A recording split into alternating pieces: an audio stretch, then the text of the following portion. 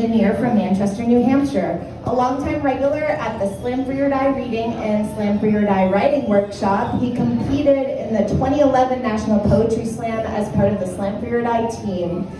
His work has appeared in places such as Tiferet Journal, Starline, and the Indie Feed Performance Poetry Podcast. His first CD, Granite Fire Alarm, is included in the PS4 collection of the Performance Poetry Preservation Project. That's a lot of P's.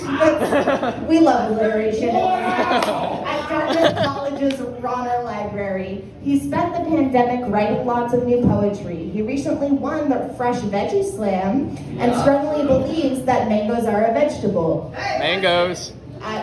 We'll talk about that afterwards. His most recent chapbook, Revolution is a Ruthless Boxcar, is available for free over there on that table. And the CD's over there too for $5. Though donations to the ACLU of New Hampshire are welcome. Matthew is thrilled and honored to be featuring at his home venue again. And we're thrilled to have him. Okay, y'all, I started coming to Slam for Your Die in like 2014. A long time ago. I'm aging myself a bit. People assume I'm like 21 still, and I'm like, no, I'm 25. I'm like, old. I'm so old. Some people are rolling their eyes at me. Some people are ready to throw hands. No, but I started coming here when I was like a child, and Matthew was one of the first like visibly queer and soft poets. Aww. That like, oh my God. I don't know, like his work is just so like intuitive, and like he doesn't rely on like the flashy performance stuff that was really big like back in the day when the National Poetry Slam existed. Thankfully it has died, and I think that is for the best, because now we get to honor work that is just like to the core, like down to the heart, and we're not like, you know, like striving for points. We're just like, no, I'm gonna share a little piece of my heart with you. And that is exactly what I think of when I think of Matthew's work. So I'm gonna shut the fuck up and let y'all hear it for yourself. Please give it up for Matthew Richards!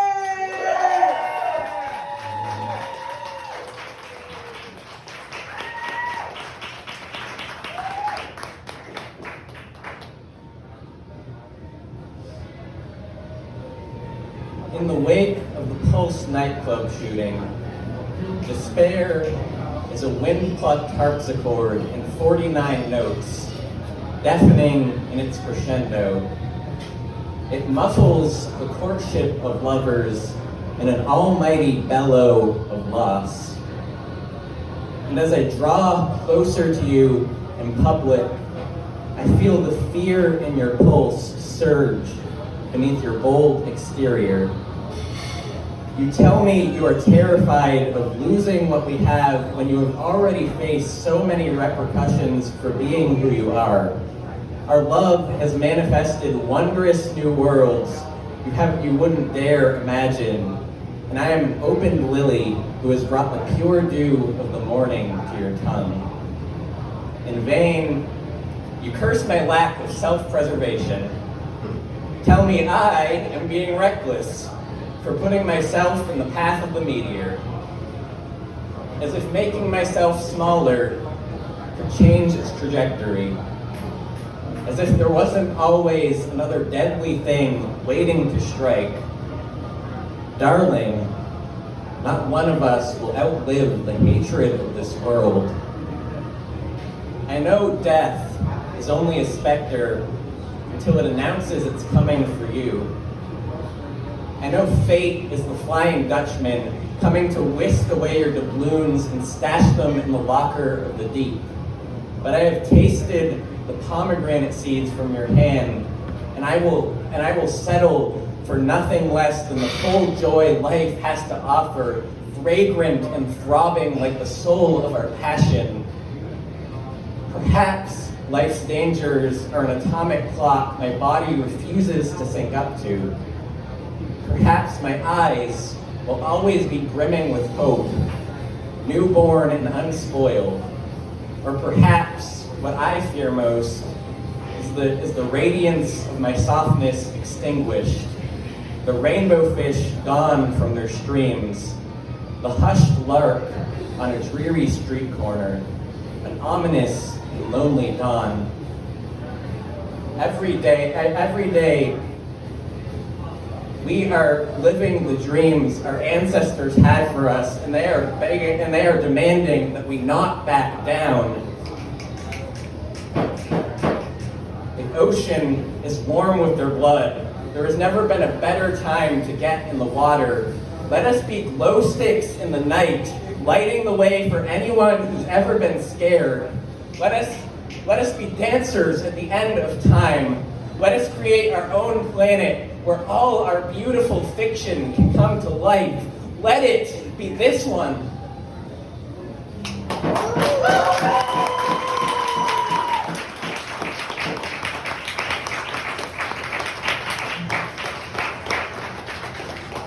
Hi, Slam for Your Die. It's nice to see you all tonight. Happy Pride Month. So this week is special because it is the 1-year anniversary of Bostock versus Clayton County, which is the Supreme Court decision which said that you cannot fire someone for being gay or trans. Yep. Fun fact, they did not mention bisexuals in the decision. And because they based it on sex discrimination versus basing it on gender identity and sexual orientation as a protected class, hypothetically, a dickish enough employee could probably make some policy that says you're not allowed to date more than one gender that applies equally to both genders and then have it upheld. But I am hoping our invisibility will protect us on this one and no one notices the bisexual employment loophole. But on a more serious note, I don't think any of us are truly safe. The Supreme Court has proven that what they can do with a pen, they can undo with the stroke of a pen. And people are still being fired right now from their jobs for putting up pictures of their family or transitioning on the job. And even if they give a bullshit excuse for their performance or whatever, it's still happening. And I believe that the only way we will secure our rights is the same way we always have, which is sticking together, supporting each other, and fighting like hell. Yeah. Wherever and whenever it happens, we secure our rights. We have won all our rights. So that's my spiel for the night. So this next poem was in the Slam for Your Die community chat book called Squares. No, rectangle. God. Rectangles. Rectangles. I'm never gonna live that down. But anyway. You hate squares. Squares are a rectangle. I am a math major. Squares are a rectangle. But anyway, this poem was based on the writing prompt for this piece basically is a quote from Bostock versus Clayton County, and it's a quote from Neil Gorsuch. And what he said was, the same holds here. There is no way for an applicant to decide whether to check the homosexual or transgender box without considering sex. To see why, imagine an applicant who doesn't know what the words homosexual or transgender mean. Then try writing out instructions for who should check the box without using the words man, woman, or sex, or some synonym. It can't be done. Check this box. If you are pierced like Saint Sebastian, if you have scoured secondhand dictionaries for the love that dare not speak its name, if you've been blackmailed to human resources for engaging in un-American activities, if the hand you clench in public bursts like grapes, if you have an unnatural fondness for lavender, if If you're a chameleon who scales Doric columns as ageless as Dorian Gray. If your glamour has betrayed you. If your driveway is a yellow brick road or a carpet-bombed red carpet. If your birth name is an elephant graveyard. If you tasted the bittersweet kumquat from the tree of self-knowledge before Adam could name all your pronouns. If you dance forbidden tangos on the ruins of a great white city ordered on the basis of sex.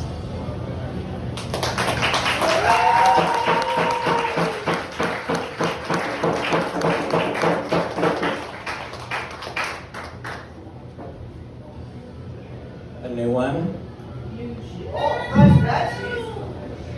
Instruction manual for the righteous. You must be an apple in the basket of beggars and the windpipe of tyrants.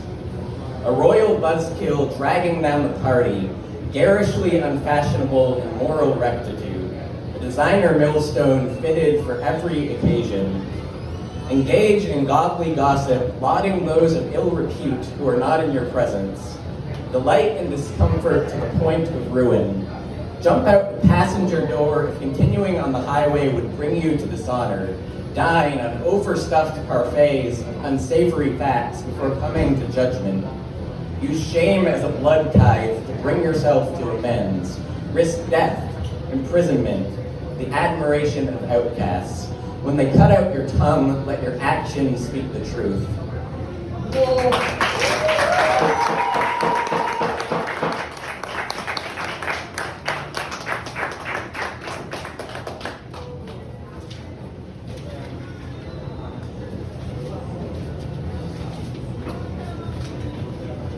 This is a response poem. It's based on a paraphrase from a congregant at my old church. If we let one homeless person sleep on the benches outside the church, we have to welcome them all. How many homeless people do you want sleeping here? As many as can tap dance on the heads of the dirty dirty needles littering the alleys, until the bedbugs outnumber the congregants, until the vestibule reeks so badly that incense cannot cover it, until we are condemned by the Pharisees and the fire department, until we are as weary as the destitute and as safe as the apostles. Until our hearts are collection plates swollen with alms, until the wooden doors are as narrow as the entrance to heaven. The devil would be shamed to see a checkerboard of sleeping bags playing backgammon in the courtyard. Mourning doves perched on a clothesline strung between steeples. A swirl of coffee stirrers dissolving into union with God. Why call the police on a flock of angels and order them to circle until, exhausted, they fall from the sky? The faithful cannot afford to believe there are only so many fish swimming in the baptismal font, only so many loaves of bread in the tabernacle.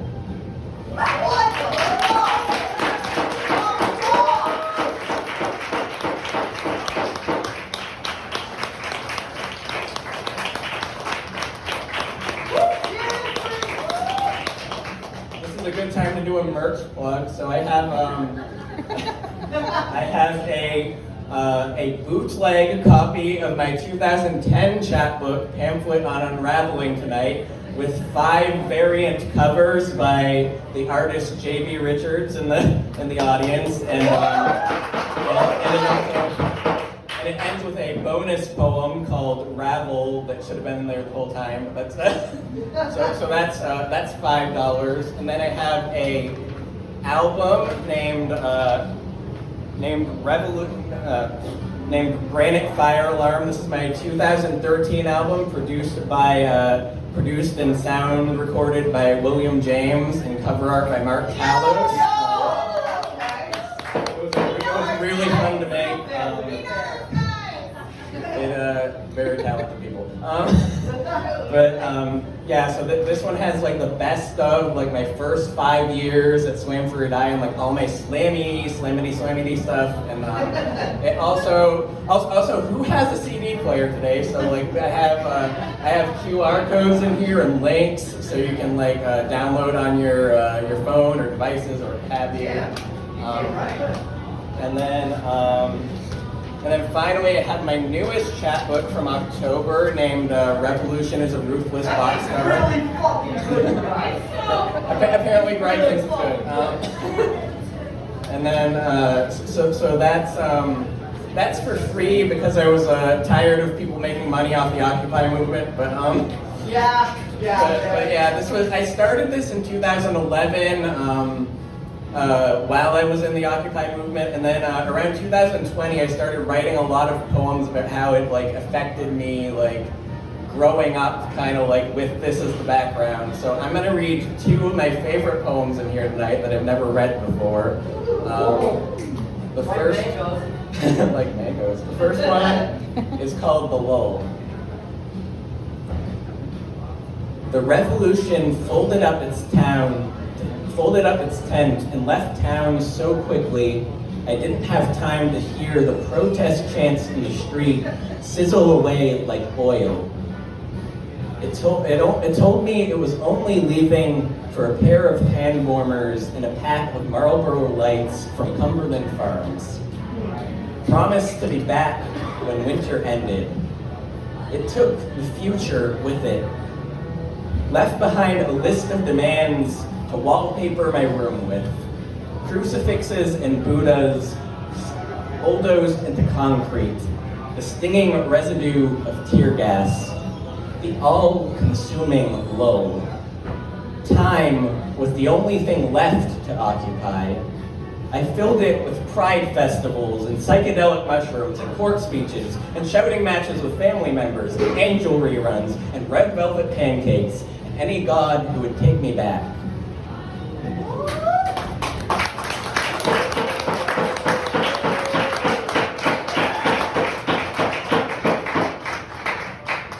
This is a poem about visiting the small park that Occupy Wall Street was born in, and how when I got there it was too late.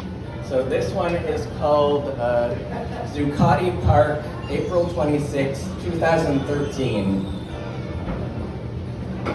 A graying stockbroker does crossword puzzles on an unoccupied stone bench.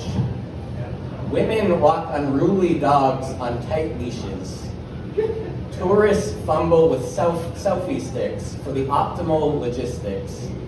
Lunchers meet cute beside musicless guitars. Power walkers stride with determination like Brooklyn Bridge marchers. Nightjars perch on the joie de vivre. A lackluster plaque forbidding the erection of tents marks a forgotten pilgrimage site. No evidence of a remarkable history here, except the wide eye of the police surveillance tower, monitoring every move I make.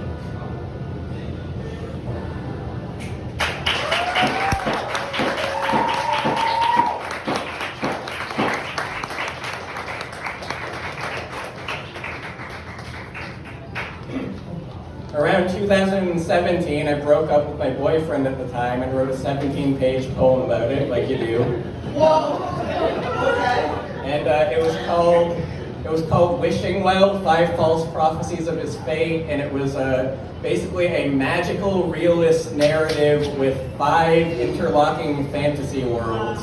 And Where can we buy it? it's so I actually like wish I had it available like now, like as a chapbook, but I am still submitting it to literary journals. I have 31 rejections so far. But what?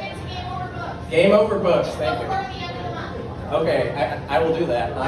But yeah, it's still like my favorite project I've ever worked on because it really like pushed me to like expand as an artist. So this is an excerpt from that I feel is the only excerpt that kind of stands alone.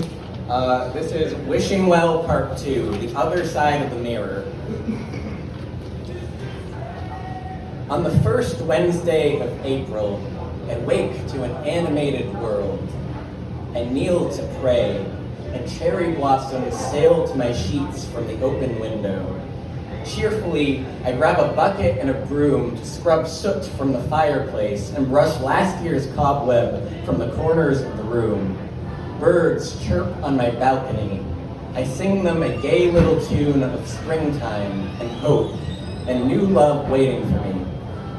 In the shabby skirt of a scullery maid, I flitter down a flight of stairs to tend to the tendrils of climbing vines. As I fuss with the ivy and morning glories, an androgynous prince climbs over my garden wall. I walk over to meet him, and a turtle dove lands in his open palm. His face is made up so handsome, with lip gloss the color of coral. He confesses. 5 years ago, he set his eyes upon me, and ever since, he has been swept. My lantern eyes bore into him. Beneath the drag, I spy the raiment of another regent, wooing me with all the powers of hell. I know the secret, promise not to tell. There is a pull of gravity to him, inviting me to dive headfirst into my own darkness. It is so romantic, I cannot resist. I seize his collar and declare my budding passion. We kiss, and an entire planet is created to house our wild reverie. In adoration, he hands me a royal scepter. I unscrew the royal jewel and drink its wine, draining the whole sweet staff. My hair grows long. My skirt transforms into a gown of spun gold. Every source of light becomes aurora borealis. I pour all my love into a glass apple with a hollowed out stem until it glows red as a rose. I hand it to him, saying, "Drink." He holds it steady in both hands, like a vial of nitroglycerin, heads for the hills on a heavy horse. At the hour of love's true form, a young queen ascends the spiral staircase of her tower, fastens the bolt of her cold, lonely room, removes her concealer and the riding cloak of a prince, dresses herself in a purple robe, a black balaclava, and a naughty red rope belt. On her head, she places a crown with 5 spikes. A cauldron bubbles over with her insecurity as she thinks upon the young maid, her prize and her undoing. She fears most the innocence she covets. The queen gazes into the magic mirror and recoils at the reflection. What a ditz, she thinks. How could she look upon this hideousness and love me still, knowing what I really am? She must be deranged, or worse, a fraud. I will set out to test her, even if it costs me my life. If she has any sense, she will run. The queen opens her curtain. Through the wrought iron patchwork, she watches me step onto my balcony. I am jittery and awestruck. Mercury hangs bright in the sky, and the moon guides my path, the ground rising to kiss my feet until I am led to a lush clearing abuzz with the chirping of crickets. I hum along with them, joined by the crooning crocuses and the warbling willows. I twirl, believe I am the one who could fill every corner of darkness with sunshine. My fortune is an overflowing cup. I find a well and gaze at my reflection, feeling like the fairest in the land. The queen looses a falcon from the turret. Head still submerged in the wishing well, it swoops down on me like an impinging present and startles me into flight.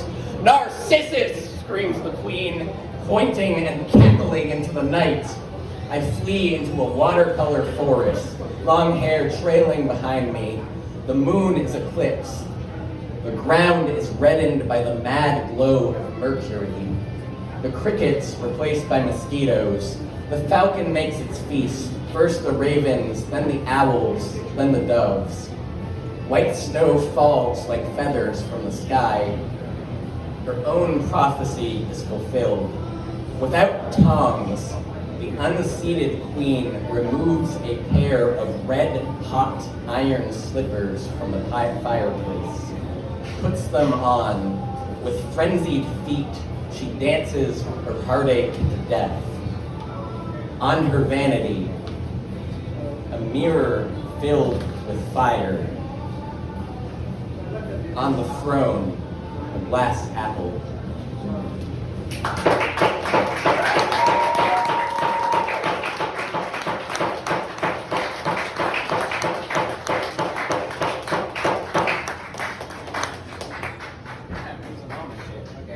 They all felt that.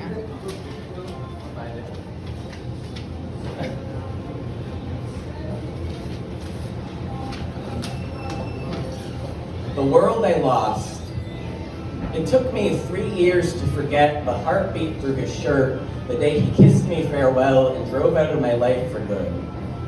I stood out in the unbearable freedom, arched my back against the Japanese maple and experienced my first cloudburst. Thought about the gray-eyed prophecy he knew more about than I did. The one where I am always losing him, no matter how many lifetimes we spend. It was not my greatest love story, but he got me through the culling field. Fantasy was all I could handle. I retreated into the future like it was a tunnel made of green screens. Walked my golden hound through the city, my mind a whirlwind of wishing wells. Smudged my lips blue with Cookie Monster ice cream from the Creamland drive-thru. When I got home, I drew a bath. One by one, I stripped away all the lies I told myself. That he tried his hardest. That I needed to know he was okay.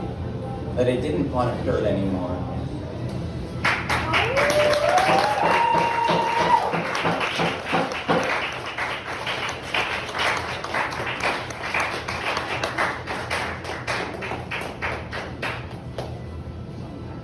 The hatchlings. On the beflecked deck, the mother keeps its first midnight watch. Two unopened aliens wriggle. They have not yet heard the morning's mercy scream into blue, canyoning its beak for the mighty air horn that blows the chimes beside the ramshackle twig bassinet.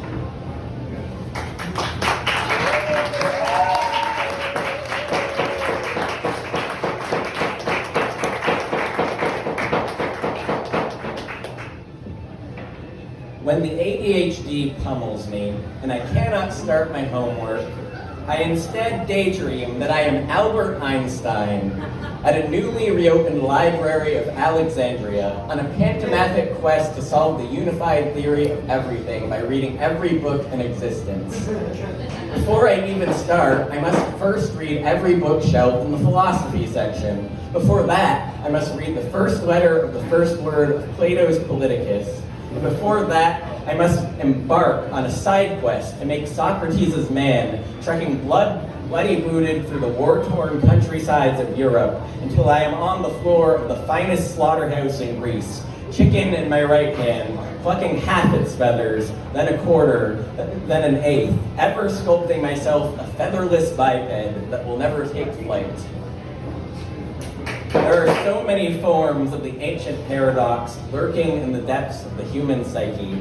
A panic attack is your brain holding you at gunpoint and forcing you to count every particle in the universe before it slips through quantum foam, an infinite series of tasks in a blank unit of time. Depression is a race against a tortoise you can never outrun. Each time you approach its previous position, it has already moved a bit forward. I imagine all the societies of aliens, advanced in everything except serotonin production, stillborn in the launch pads, not even able to move the first centimeter to initiate first contact. Zeno and the Eleatics profess that the arrow never actually flies anywhere, that change is only an illusion. Maybe I can only ever stay still and vainly hope to reach the midpoint between the person I am and the person I want to become. For Heraclitus, it is the arrow that ceases to exist, and we know that to be true. How often do we fly towards goals and lose sight of ourselves? When I am paralyzed in dread of the coming day, I remember Cantor's proof that it takes the exact same countable infinity of steps to lift my head from the pillow as it does to get my license to pilot a rocket ship.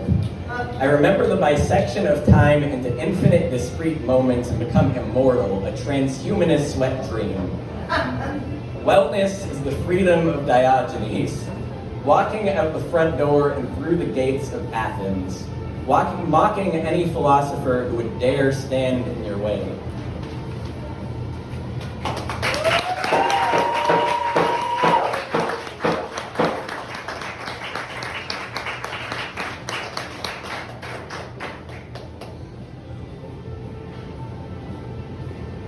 When you wake up and there is a tiger on your bed, there will be no time when it looms over your throat with infrared eyes. You will be most surprised by how your heart is an ice water rattle, by how it shakes your body to move before you slip back into it. There is no time, and you are bolting. You are naked and bolting, and your brain is naked because your brain is naked during every episode. But the forest is not naked, and your brain is naked because your brain is naked during every episode, and there is no time. When your fists become thunder, broadcasting emergency against the bathroom wall, you will be most surprised by how you did not miss a beat, how you were too fierce to hesitate. How many times in life have you known exactly what to do? To hallucinate is to transfigure impulse to form. Trauma looked in the face is majesty. You can finally flee it without carrying it with you. The mind does not break reality except to ameliorate something. Here, at the end of the hallway, is a door. Here, behind the door, is a tiger. A tiger behind both doors. Please. A tiger behind every door, over being stranded in the hair-triggered jungle of panic, over the abstract terror that follows my steps at every waking moment. There is no door. There is no tiger. You are the tiger. There is no you. But your hands are machetes. They know exactly what to do.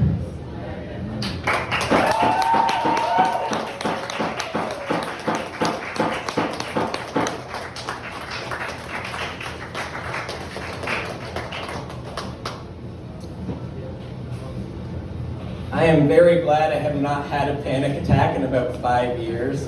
This is kind of about that experience. This is a new one. It's called The Secret of Panic Attacks. When I had panic attacks, they defined every choice I made. My life was a walk through a dark alley where bad acid trips with knives could sneak up on me at any moment. They reached out to stab me. It felt like the moment when you lean too far back in a chair and there's no way to stop it, except extended for an hour that feels like an eternity of falling down a bottomless pit, yet never getting bored because the terror doesn't level off. To the outside world, I looked like I was on autopilot. Inside, I was a haunted island filled with Jurassic Park horrors, separated from body and reality. The universe was a broken 404 error screen. The laws of physics were a broken vase I was told at gunpoint to glue together in -2 seconds. When I had panic attacks, I thought my disorder was a permanent state of being, was tricked into believing I couldn't get better. Went to see a therapist with only the hope that she'd commiserate with a sympathetic ear. It's still shocking how thoroughly I healed, how insultingly mundane the process was. how breathing exercises, cutting caffeine, and maintaining a consistent sleep schedule spaced them further and further apart until they disappeared completely. All of it was over except the part no one told me about. The biggest secret about panic attacks is that when they're gone, you begin to ache for them. Like an old friend who got married and took a job in a distant city. You miss being an actor in a low-budget horror movie, beloved by indie film critics. You miss the altered state of consciousness, the magnificent infrared rainbow spanning the gates of hell that commiserate the gladiator arena where you dance with the devil and live. You would do anything to meet the age-old enemy, the unstoppable force, coming to test its mettle against your indomitable will.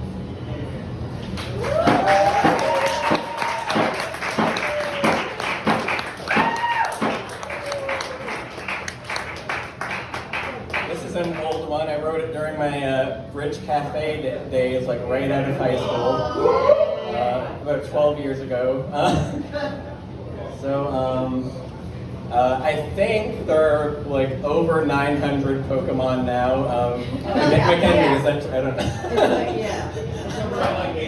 800 something, but yeah, so this is this poem.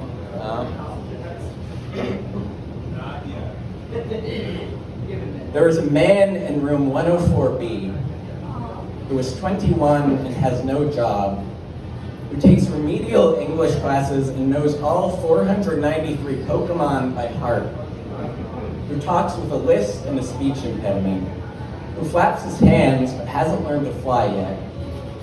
He ran his hand down my arm yesterday while we were trading Pokemon cards. He tells me that my skin is softer than most girls' skin, that I'm a Magikarp that grew legs and facial hair instead of becoming a Gyarados. Gyarados defeats other Pokemon in battle, but I am gentle. He calls me Nurse Joy, using the only terms he can relate to. He doesn't know what gay is, but he learned the concept of personal space when he grabbed the girl's butt on the school bus to find out why it didn't look like his. He didn't get his answer. He just knows that if he gets too close to people, he gets his Nintendo DS taken away. Now, he walks around school with a yardstick taped to his chest, mittens on his hands, and a Midas mentality. He has a meltdown every week, and the paraprofessionals hold him to the floor to stop him from hurting himself.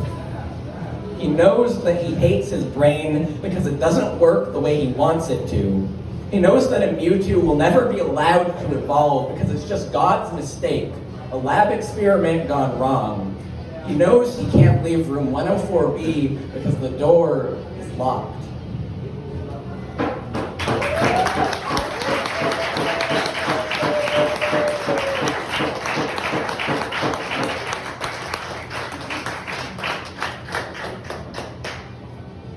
I have two love poems, if that's okay. If not, I can do one. Two? Yeah, okay, here we go. This one's called San Francisco. He loves me even though I've never seen a picture of San Francisco. Kindly explains the mechanics of hovercrafts without insulting my intelligence. He never mocks my faith or burns crosses of my God. Fully trusts me to cross parking lots. Doesn't read me the lottery numbers of my sexual orientation like he can explain it better than I can. He doesn't treat me like a toe at a finger convention. He shows me off to his parents like I am the prettiest sonnet in town. Never yawns when I share my poetry. Writes moving masterpieces of black theater instead of self-indulgent screenplays that ramble on into nowhere. He doesn't hide sex toys in my closet, respects my boundaries, and doesn't see a fast car in every passing hookup. Doesn't dip his fingers in other people's honeypots. He doesn't shred self-help books and prescription pads. When he promises to see a therapist, he follows through. He doesn't unfurl red flags as placemats at the dinner table. He feeds me quinoa and tacos without asking. He doesn't kiss me like I will pour water on his burning soul, like he will die if he does not find solace in my bed. He always brings me to the lost and found when I am $20 left under a bus seat. Covers me in stuffed animals when I'm weeping. Apologizes before I know I'm offended. Promises to share a life with me full of puppets and rescue goats in pictures together in San Francisco.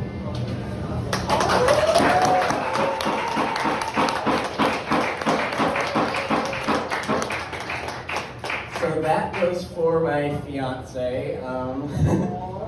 He couldn't be here tonight. He was in Cleveland. He had to do a lot of work. He was really sad about it. I actually have my concluding poem is like a love poem for him that's new. I was planning to have mom record it so that. But actually, I was just thinking, what if he could be here? What if? FaceTime. What if I just tried calling him right now and see what happens? I don't know what will happen. I have no idea what will happen. This could go terribly. Let's see what happens. Okay, I'm calling him.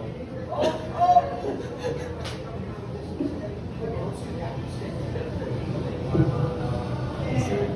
Is he gonna pick up? He's gonna pick up. Suspense.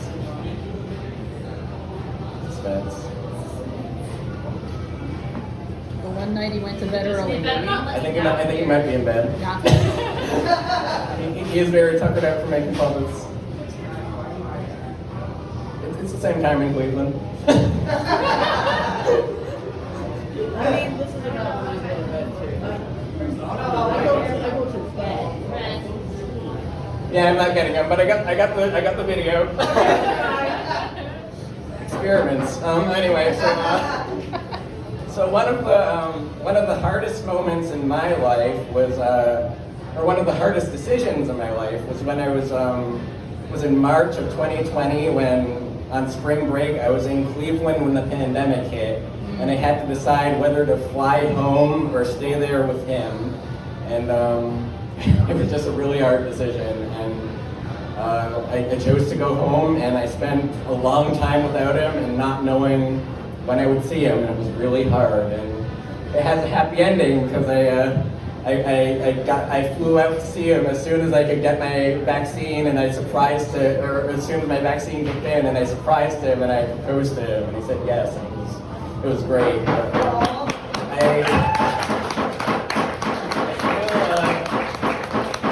I still always wondered and always thought about during the pandemic, what would have happened if I had made the other choice and I had stayed there with him.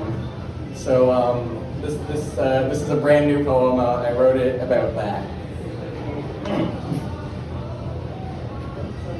In the other pandemic, I stayed with you after the airports closed. Held you as the red sliver sun burst over the half-pipe of the evacuated skate park. Shook off the sleepless nights and messied your bed sheets with crumbs from my last protein cookie. We snuggled as we rattled off our fears for those we love, which rose like sourdough bread, swollen as the waiting room of the Cleveland Clinic. Back in New Hampshire, my West Highland Terrier was buried under the hydrangea bush without me. My elderly cat sat in the window box like she was waiting for Odysseus, watching the Ubers pass without passengers. Mom feared for her life whenever Dad came back from work, and I could do nothing to comfort her, because I was there, close enough to stroke your beard when your mom fell under the wagon and your stepdad buried the walkways and tires, when the cupboards were overrun by mice and the air conditioner leaked through the ceiling, when your friends dove off the backs of bridges and you would have taken any Greyhound not to be stranded in grief. For 14 months, we made love and got on each other's nerves, fought over the unmasked men painting the door frames and the census takers on the porch, kissed each other in fun houses built from cardboard pizza boxes, and watched Auntie Mame until the DVD skipped. put on profane puppet shows, and took turns arranging the plush friends on the bed. Harold the bear, Emmett the clown, Lammy the lamb, Matthew the elephant. The homesickness was tough, but the times were even rougher. My food stamps got cut off, and I waited 4 hours of dirty laundry praying to the hold music for deliverance. We cooked pasta from the Christ Episcopal Church bread box, and it was enough to get us through. Picked me off the closet floor when my GPA burst like the Hindenburg, and Supreme Court justices dropped like flies, and the wrong type of insurrectionists played capture the flag at the House Speaker's podium. And this time, we fought together when cops murdered black men in the streets, and protesters were gassed by guardsmen on the order of the president, and homeless people were swept from camps and left to die without health care. This time, we were side by side, and we still supported each other, and we still managed to survive. And I still propose to you 1,000 different ways, beside the altar to your ancestors, under the chandelier in Playhouse Square, in a cloud of tear gas over the hum of the ventilator, under an obelisk of ramen packets we hot glued into a Christmas tree. And every reality converges into a promise, and every pandemic ends with a vaccine and a chorus of yes, yes, yes.